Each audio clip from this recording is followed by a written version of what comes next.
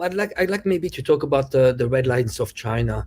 I mean, just first of all, I think I've been thinking these days that probably the red lines of China are actually much more flexible, and I wouldn't see.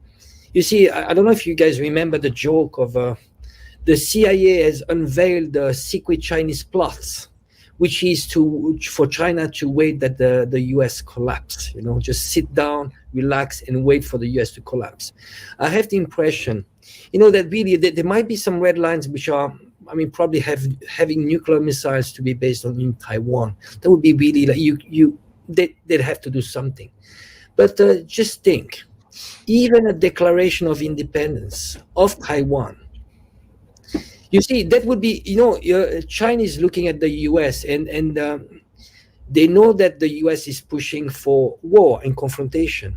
Why would you give the satisfaction to the US to do what they're expecting you to do? What I'm saying is that the time is on the side of China. I think at some point, even a formal declaration, why, again, every single year that passes by is in favor of China. Even you can declare whatever you want.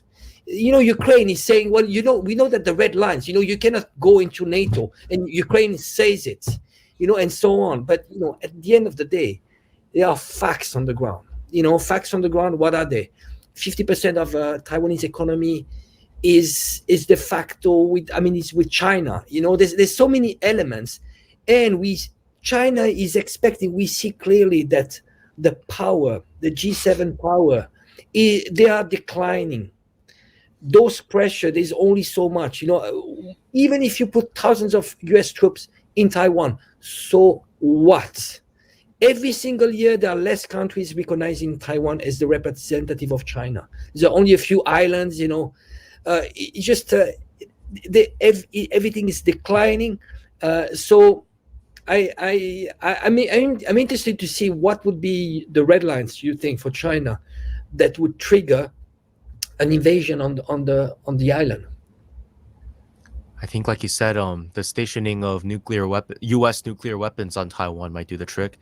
Another is a formal declaration of independence, although I'm not sure the extent of what kind of military operation that would entail. Basically that, and yeah, there aren't that many red lines, other than just no formal declaration of independence. Everything else we can wait and discuss. The P in CPC stands for patience, and they see it's the CPC just doesn't like it when Taiwan, like, it's not maintaining the status quo. It's moving closer and closer to Washington. It's formalizing. Like, nowadays, it's like the relationship that the administration here has with the U.S. I don't know. It's funny to think because it makes the Jiang Jingguo era, like the son of Chiang Kai-shek era. Like, if you're talking about like de facto like sovereignty and like independence and making your own decisions, there was a little bit more of that back then, even though he was anti-separatist, than there is now. That's a good point. Yeah. So I think these are really just the red lines, and everything else is just we can work with.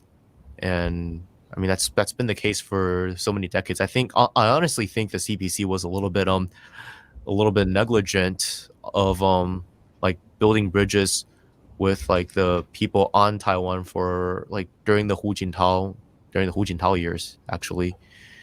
And I think right now it's, I don't know, the U.S. is acting the way it is because it's keenly aware of everything you're saying.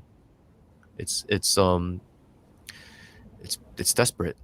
It's not the way you behave, even as a hegemonic power. That's not the way you conduct yourself or behave when you're trying to get things done. It's like I mean, if you think of the U.S. as like a mafia, like a mob boss, the good mob bosses in history that got things done. I'm not saying they're like good as people. I'm saying they were effective in getting their jobs done, making money and all of that.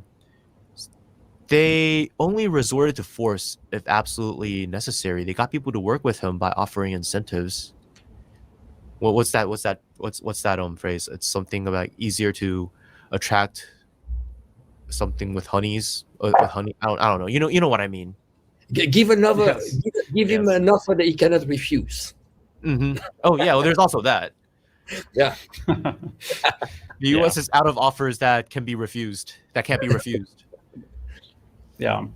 Even with all of America's military force, fewer and fewer people are interested in playing along. And the only way that they really get their way anywhere is this toxic, cancerous infection of a society. They try to make it look like grassroots, but really they're just poisoning the grass and putting AstroTurf in its place. I think that is probably their last and most effective weapon.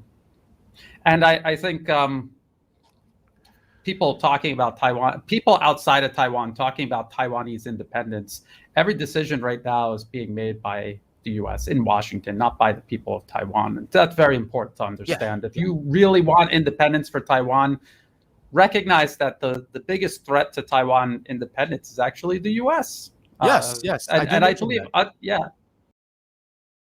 This is just a short clip of their live stream, so to catch the full stream the links will be below in the description area. If people truly care about Taiwan and want to know more about the facts and what is going on in Taiwan, then I would suggest people to watch the full stream to learn more.